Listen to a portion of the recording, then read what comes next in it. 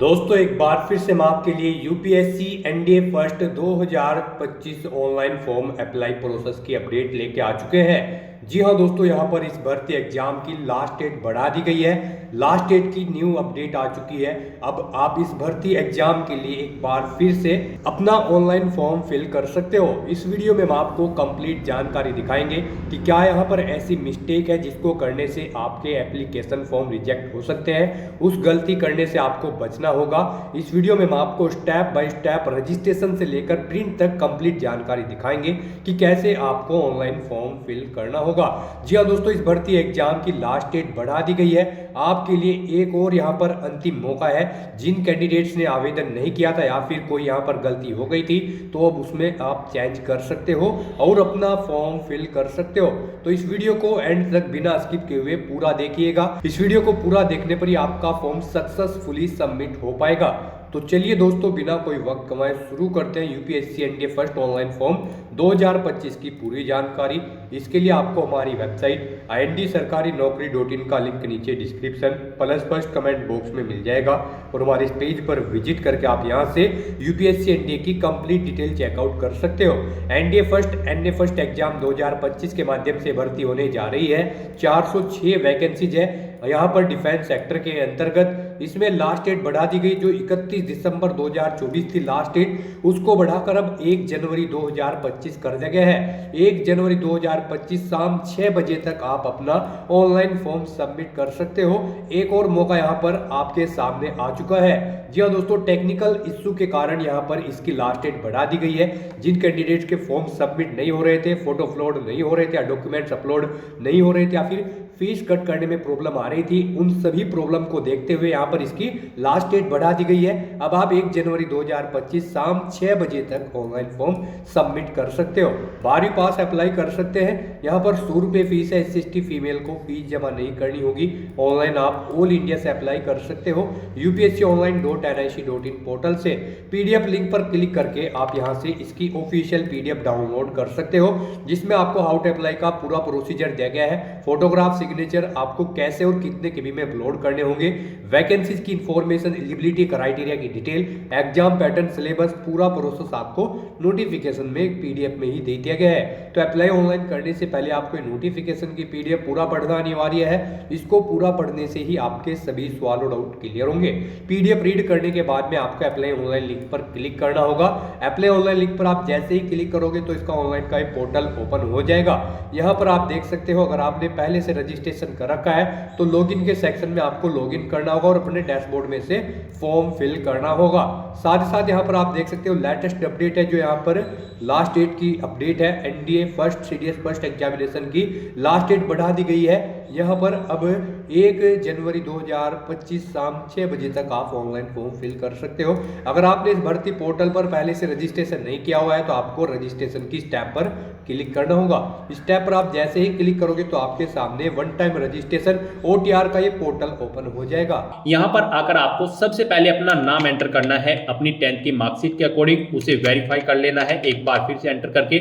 उसके बाद यहाँ पर आपसे पूछा गया है कि क्या आपने कभी अपना नाम चेंज किया है। अगर किया है तो यस करें और फिर अपना चेंज नेम यहाँ पर दें, और अगर नहीं किया है तो यहाँ पर आप नो ऑप्शन सिलेक्ट कर लें। उसके बाद आप यहाँ पर अपना जेंडर सिलेक्ट करें, उसे वेरीफाई करें। अपनी डेट ऑफ बर्थ यहाँ पर आप सिलेक्ट करें। उसके बाद वही डेट ऑफ बर्थ एक बार फिर से यहाँ पर सिलेक्ट करके उसे वेरीफाई कर लें। फिर यहाँ पर आप अपने फादर का नाम एंटर करें और उसके बाद यहाँ पर आपको अपने फादर का नाम भी वेरीफाई कर लेना है एक बार फिर से एंटर करके। उसके बाद यहाँ पर आपको अपनी मदर का नाम एंटर करना है, उसे भी वेरीफाई कर लेना है। फिर आपको यहाँ पर अपना माइनॉरिटी स्टेटस देना है। क्या आप माइनॉरिटी कम्युनिटी के अंतर्गत आते हैं, अगर आते हैं तो यस करें और फिर अपनी माइनॉरिटी ऑप्शन कैटेगरी सिलेक्ट करें। आप कौन सी कैटेगरी में आते हैं और नहीं आते हैं तो यहाँ पर आपको नो ऑप्शन सिलेक्ट कर लेना है। उसके बाद यहाँ पर आपको अपना 10 डिजिट का मोबाइल नंबर एंटर करना है, अपनी ईमेल आईडी एंटर करनी है। कोई अल्टरनेट मोबाइल नंबर या ईमेल आईडी है तो उसे भी आप एंटर कर सकते हो, नहीं तो इन कॉलम्स को आप खाली छोड़ दें। उसके बाद यहाँ पर आपको अपनी 10वीं क्लास का रोल नंबर एंटर कर देना है। फिर आपसे यहाँ पर एक सिक्योरिटी क्वेश्चन आपको सिलेक्ट कर लेना है। अपनी चॉइस के अकॉर्डिंग कोई भी सिक्योरिटी क्वेश्चन सिलेक्ट करें, उसका आंसर दे।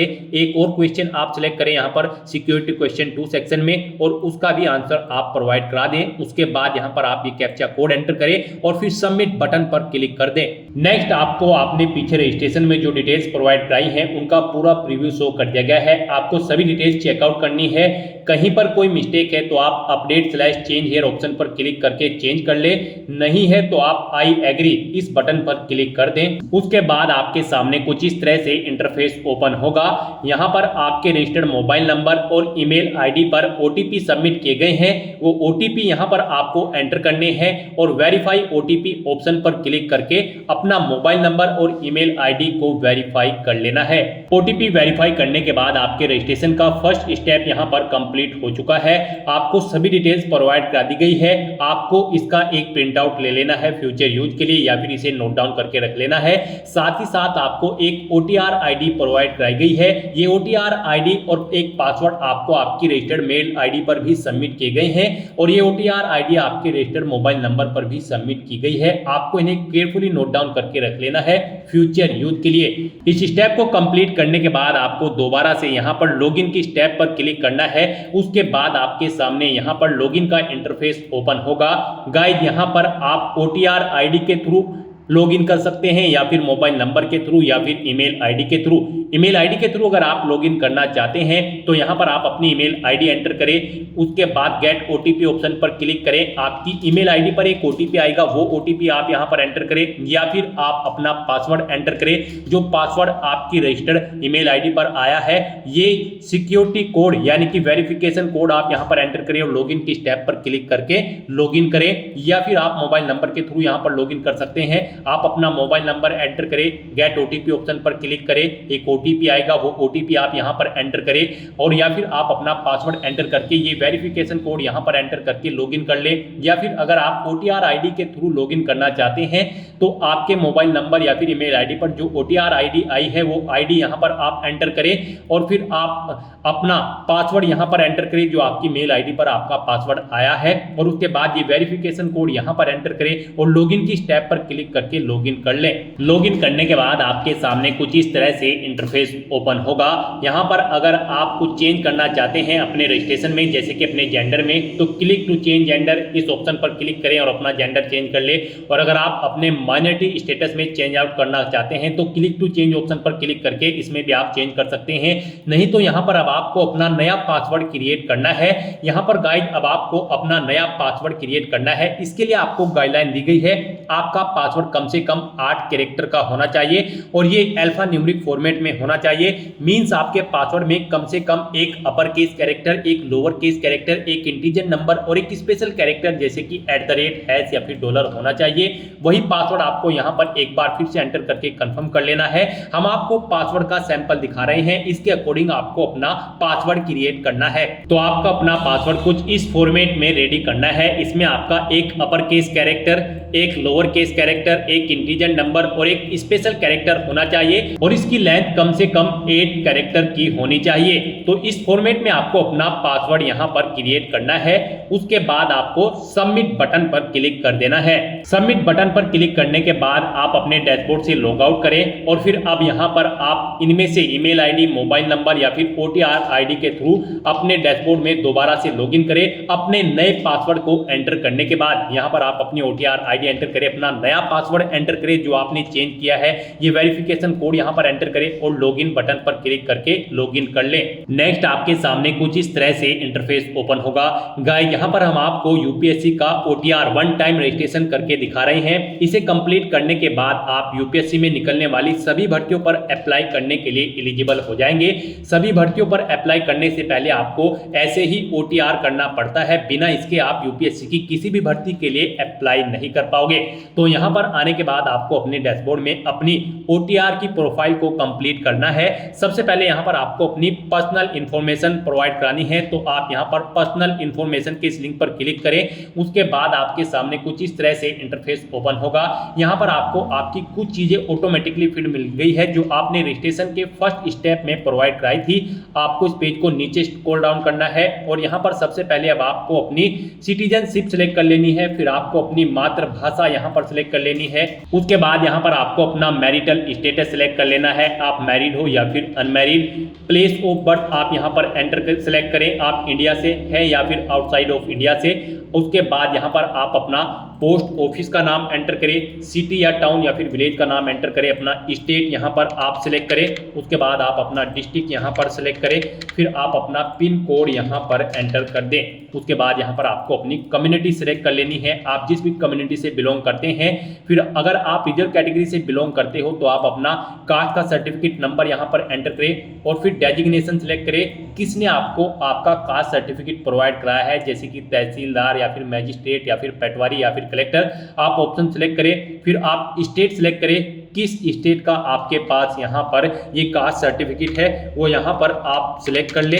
उसके बाद यहाँ पर कब आपको वो इशू हुआ है वो डेट आप सिलेक्ट करें और फिर जिस ऑफिस से आपको ये आपका कास्ट सर्टिफिकेट इशू हुआ है उसका पूरा एड्रेस आपको यहाँ पर एंटर कर देना है। ये सभी डिटेल्स आपको आपके सर्टिफिकेट में मिल जाएगी, वहां से आपको इन्हें देखकर यहाँ पर फिलअप कर देना है। फिर यहाँ पर आपको अपना रिलीजन सिलेक्ट कर लेना है, उसके बाद यहाँ पर आपको अपनी कास्ट का नाम दे देना है, फिर आपको अपने कास्ट सर्टिफिकेट का सीरियल नंबर यहाँ पर एंटर कर देना है। फिर यहाँ पर आपको अपने कास्ट सर्टिफिकेट का सीरियल नंबर एंटर कर देना है। उसके बाद यहाँ पर आपसे पूछा गया है कि क्या आप PWBD या फिर PWD कैंडिडेट हैं, अगर हैं तो यस ऑप्शन सिलेक्ट करें और फिर बताएं आपकी परसेंटेज क्या यहाँ पर 40% से अबव है, अगर है तो यस करें, नहीं है तो नो ऑप्शन सिलेक्ट करें। और अगर आप यहाँ पर PWBD या फिर PWD कैंडिडेट नहीं है तो आपको नो ऑप्शन सिलेक्ट करना है।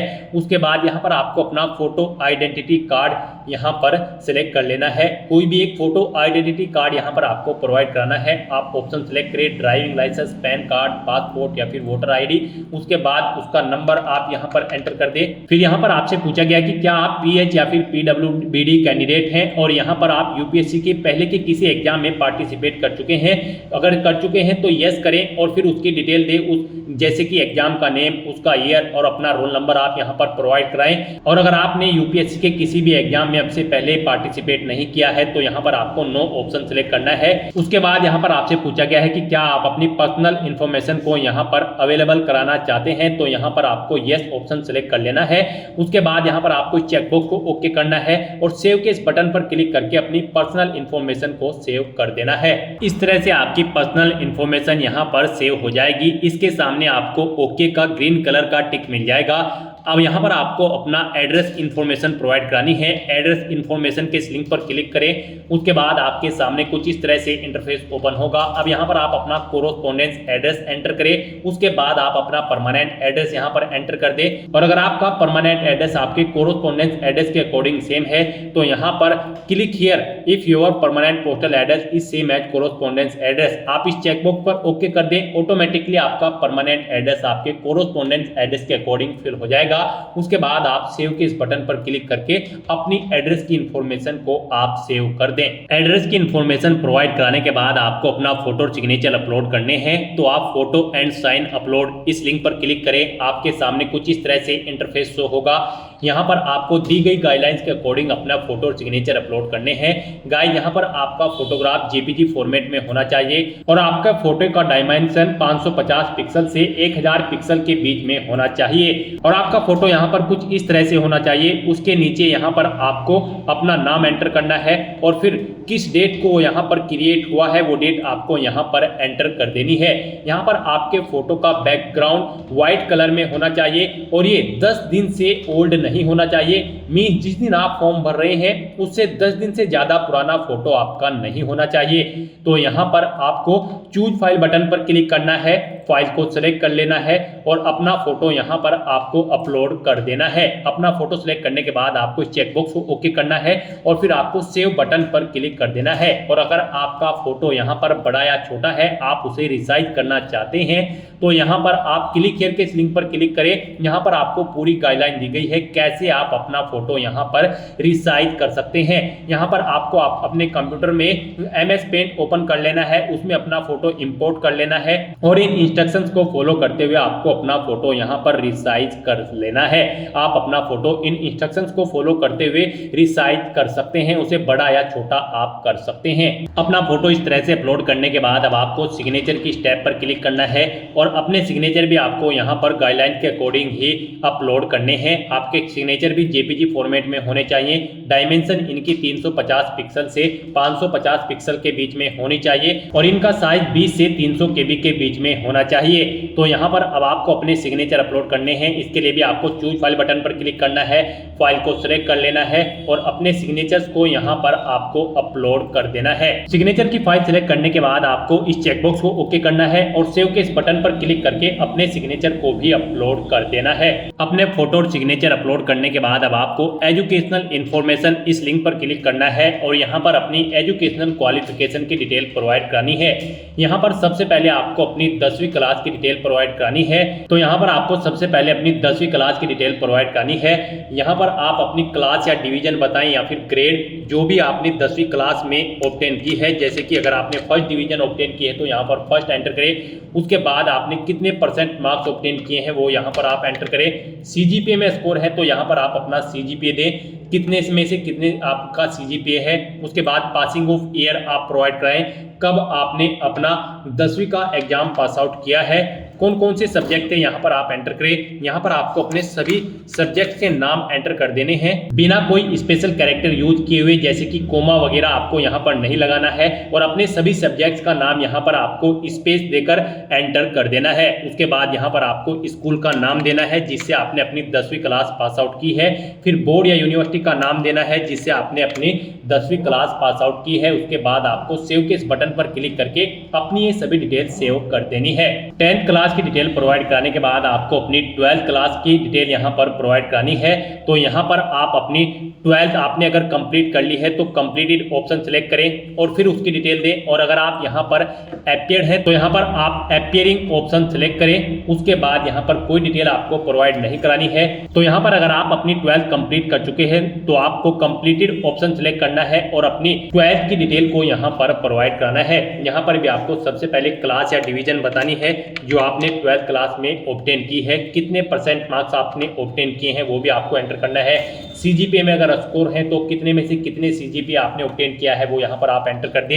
ईयर ऑफ पासिंग यहाँ पर आप देख कब आपने पास आउट की है अपनी 12वीं क्लास। फिर यहाँ पर आपको अपने सब्जेक्ट के नेम एंटर करने हैं बिना कोई स्पेशल कैरेक्टर यूज किए हुए, यानी कि कोमा वगैरह आपको यहाँ पर नहीं यूज करना है। बस आपको अपने सभी सब्जेक्ट के नाम यहाँ पर एंटर कर देने हैं। उसके बाद यहाँ पर आपको अपने स्कूल या कॉलेज का नाम देना है जिससे आपने अपनी 12वीं क्लास पास आउट की है, बोर्ड का नाम देना है जिससे आपने अपनी 12वीं क्लास पास आउट की है और सेव के इस बटन पर क्लिक करके आपको अपनी डिटेल सेव कर देनी है।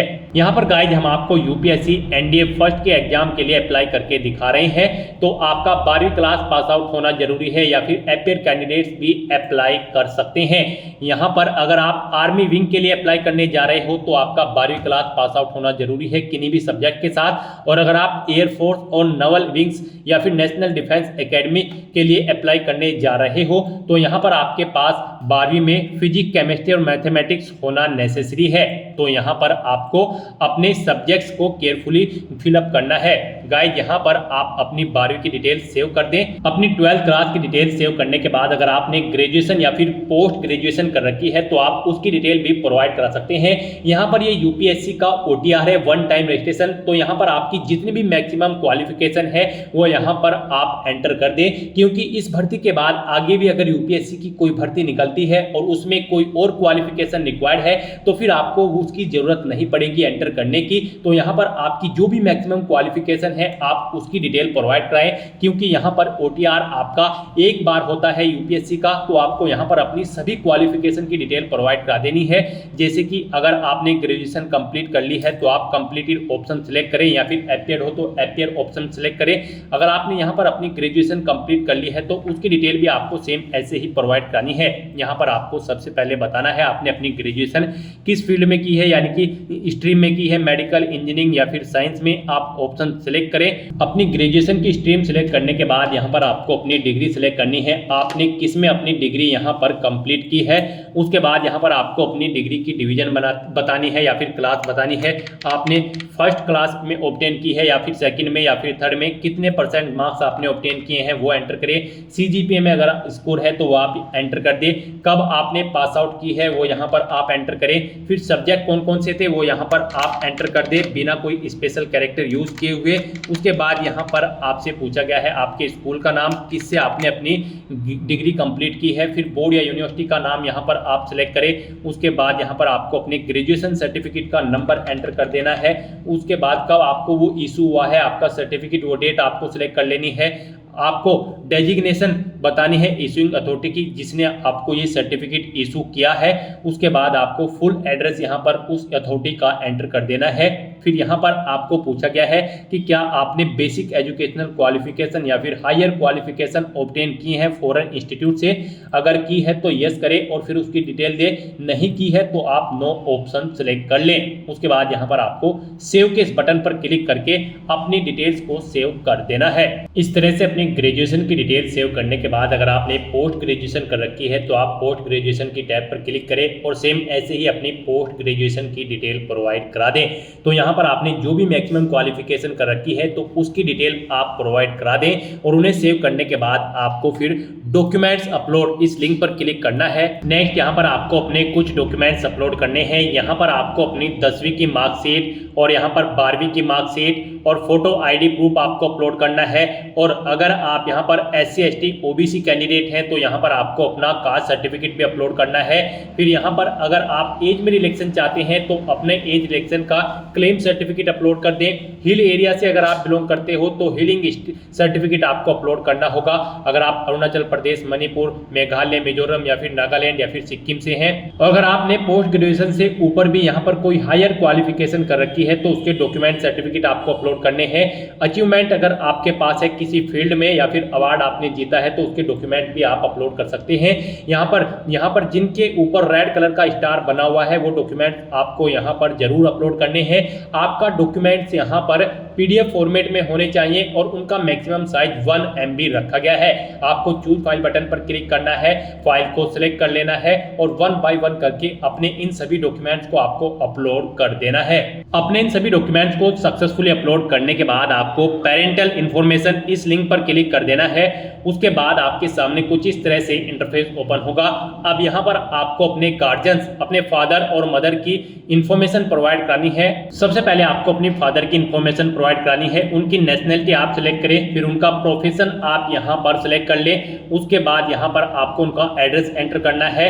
आप उनका एड्रेस एंटर कर दें या फिर अगर उनका एड्रेस आपके एड्रेस के अकॉर्डिंग सेम है तो यहाँ पर आप कोरोस्पोंडेंस एड्रेस या फिर परमानेंट एड्रेस आपके जिस भी एड्रेस से सेम है यहाँ पर आप उस लिंक पर क्लिक कर दें। ऑटोमेटिकली उनका एड्रेस भी आपके एड्रेस के अकॉर्डिंग फिल हो जाएगा। और अगर आपके फादर यहाँ पर सर्विस में हैं या फिर रिटायर्ड हो चुके हैं तो उनकी पोस्ट का नाम यहाँ पर आपको एंटर करना है। उनकी एनुअल इनकम यहाँ पर आपको एंटर करनी है। फिर यहाँ पर वो कौन से स्टेट से बिलोंग करते हैं वो स्टेट आपको सेलेक्ट कर लेना है, डिस्ट्रिक्ट सेलेक्ट कर लेना है उनका। और इस तरह से अपनी डिटेल्स फिल करने के बाद आपको सेव बटन पर क्लिक करके अपने फादर की डिटेल को सेव कर देना है। और उसके बाद आपको मदर इन्फॉर्मेशन इस टैब पर क्लिक करके अपनी मदर की इन्फॉर्मेशन भी सेम ऐसे ही यहाँ पर आपको प्रोवाइड करानी है। मदर की इन्फॉर्मेशन में भी आपको सबसे पहले अपनी मदर की नेशनलिटी सेलेक्ट कर लेनी है, उनका प्रोफेशन आपको सेलेक्ट कर लेना है और उनका एड्रेस भी आप यहाँ पर एंटर कर सकते हो। नहीं तो यहाँ पर आप कोरोस्पोंडेंस या फिर परमानेंट एड्रेस या फिर फादर एड्रेस ऑप्शन सेलेक्ट करके इन्हीं का एड्रेस यहाँ पर फिल हो जाएगा जिस भी लिंक पर आप क्लिक करेंगे। उसके बाद अगर वो यहाँ पर कार्यरत है यानी कि सर्विस करती हैं या फिर रिटायर्ड हो चुकी है तो उनकी पोस्ट का नाम यहाँ पर आप एंटर कर दें। उनकी एनुअल इनकम कितनी है वो यहाँ पर आप एंटर कर दें। नहीं है तो आप नोट एप्लीकेबल यहाँ पर एंटर कर सकते हैं और अगर एनुअल इनकम नहीं है तो यहाँ पर आप 0 एंटर कर सकते हैं। उसके बाद आपकी माता किस स्टेट से बिलोंग करती है यहाँ पर आप उस स्टेट का नाम सेलेक्ट करें। उसके बाद डिस्ट्रिक्ट सेलेक्ट करें और फिर उनकी ये डिटेल सेव के इस बटन पर क्लिक करके सेव कर दें। नेक्स्ट यहाँ पर आपको अपनी एम्प्लॉयमेंट इन्फॉर्मेशन प्रोवाइड करानी है। आपको एम्प्लॉयमेंट इन्फॉर्मेशन के इस लिंक पर क्लिक करना है। उसके बाद आपके सामने कुछ इस तरह से इंटरफेस ओपन होगा। यहाँ पर आपसे पूछा गया है आप सेंट्रल गवर्नमेंट के एम्प्लॉय हैं या फिर स्टेट गवर्नमेंट में आपने सर्विस की है या फिर PSU में या फिर किसी प्राइवेट सेक्टर में या फिर किसी अदर में। आप ऑप्शन सेलेक्ट करें और फिर उसकी डिटेल दें। और अगर आप एम्प्लॉय नहीं है आपको यहाँ पर नॉट एम्प्लॉयड ऑप्शन सेलेक्ट करना है और फिर आपको यहाँ पर नो ऑप्शन सेलेक्ट करने हैं और सेव बटन पर क्लिक कर देना है। इस तरह से आपकी एम्प्लॉयमेंट इंफॉर्मेशन यहाँ पर सेव हो जाएगी। उसके बाद आपको यूपीएससी एग्जामिनेशन इंफॉर्मेशन इस लिंक पर क्लिक करना है। उसके बाद आपके सामने कुछ इस तरह से इंटरफेस ओपन होगा। यहाँ पर आपसे पूछा गया है कि क्या आपको यूपीएससी ने कभी एग्जाम में बैठने से रोका है, अगर रोका है तो यस करें और फिर उसकी डिटेल दे, नहीं रोका है तो यहाँ पर आप नो ऑप्शन सेलेक्ट कर ले। फिर आपसे पूछा गया है कि क्या आप यूपीएससी के प्रीवियस ईयर के एग्जामिनेशन में भी पार्टिसिपेट किए हैं, अगर किए हैं तो यस करें और फिर उसकी डिटेल दे, नहीं किए हैं तो आप नो ऑप्शन सेलेक्ट कर ले। और फिर आपसे पूछा गया है कि लास्ट के कुछ ईयर में आपने सिविल सर्विस एग्जामिनेशन में पार्टिसिपेट किया है और आपको सर्विस या फिर पोस्ट ऑफर्ड हुई है, अगर हुई है तो यस करें और उसकी डिटेल दे, नहीं हुई है तो आपको नो ऑप्शन सेलेक्ट कर लेना है। इस तरह से अपनी डिटेल्स फिल करने के बाद अब आपको सेव के इस बटन पर क्लिक करना है, अपनी इस डिटेल को सेव कर देना है और फिर आपको achievement, prizes, medals and other इस लिंक पर क्लिक कर देना है और यहाँ पर अपनी अचीवमेंट्स की डिटेल आपको प्रोवाइड करानी है।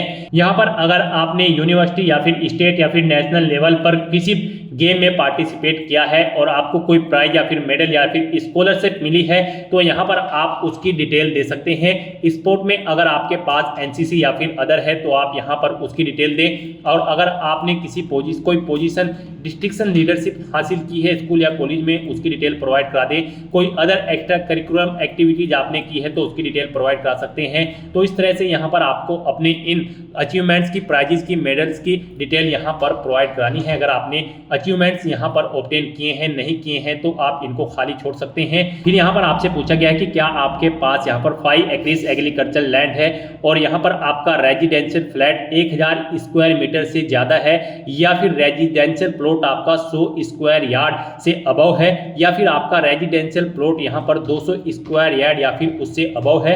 अगर इनमें से कोई भी ऑप्शन है तो आप यस ऑप्शन सेलेक्ट करें, नहीं तो नो ऑप्शन सेलेक्ट करें। फिर यहाँ पर आपको अपनी लैंग्वेज की डिटेल प्रोवाइड करानी है। कौन कौन सी लैंग्वेज आप जानते हैं, जैसे कि हिंदी, और उसे आप रीड, राइट, स्पीक और जो भी जानते हैं यहाँ पर आप ऑप्शन सेलेक्ट करें और फिर एग्जामिनेशन आपने कौन सा पास आउट किया है वो एग्जामिनेशन आप यहाँ पर एंटर कर दें। इस तरह से यहाँ पर आपको अपनी लैंग्वेज की डिटेल प्रोवाइड करानी है। अगर आप एक से ज़्यादा लैंग्वेज जानते हैं तो यहाँ पर ऐड के इस बटन पर क्लिक करें, फिर यहाँ पर आप अपनी दूसरी लैंग्वेज सेलेक्ट करें और उसकी डिटेल दें। इस तरह से अपनी लैंग्वेज की डिटेल आपको यहाँ पर प्रोवाइड करानी है और फिर आपको सेव के इस बटन पर क्लिक करके अपनी डिटेल सेव कर देनी है। इस तरह से आपके वन टाइम रजिस्ट्रेशन की प्रोफाइल आपकी कंप्लीट हो जाएगी। यहाँ पर इन सभी ऑप्शन के सामने आपको ग्रीन कलर का ओके का टिक मिल जाएगा।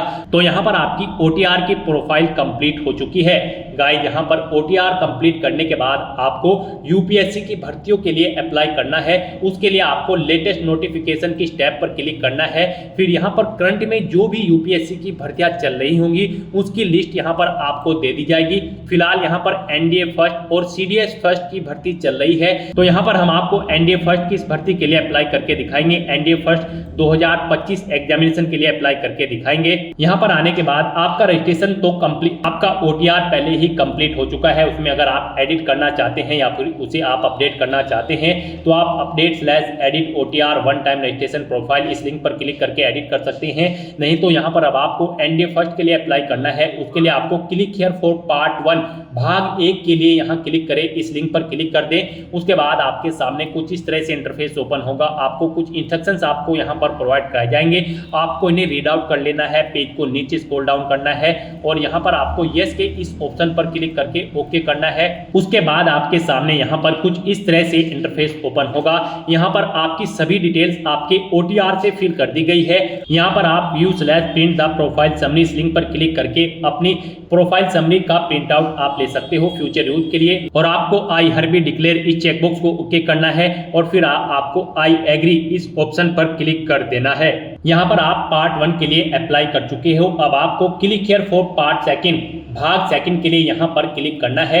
उसके बाद आपके सामने यहाँ पर कुछ इस तरह से इंटरफेस होगा। यहाँ पर भी आपको मोस्टली सभी चीजें ऑटोमेटिकली फिल मिल जाएंगी। आपकी ओटीआर प्रोफाइल में से यहाँ पर आपकी सभी डिटेल्स फिल कर दी गई है। बस यहाँ पर आपको एजुकेशनल क्वालिफिकेशन के सेक्शन में आना है और यहाँ पर आप एनडीए फर्स्ट 2025 के एग्जाम में जब पार्टिसिपेट करने जा रहे हैं तो यहाँ पर आपको अपनी क्वालिफिकेशन सिलेक्ट कर लेनी है। गाइड यहाँ पर अगर आप आर्मी विंग की पोस्ट के लिए अप्लाई करने जा रहे हैं तो आपका केवल 12वीं क्लास पास आउट होना जरूरी है।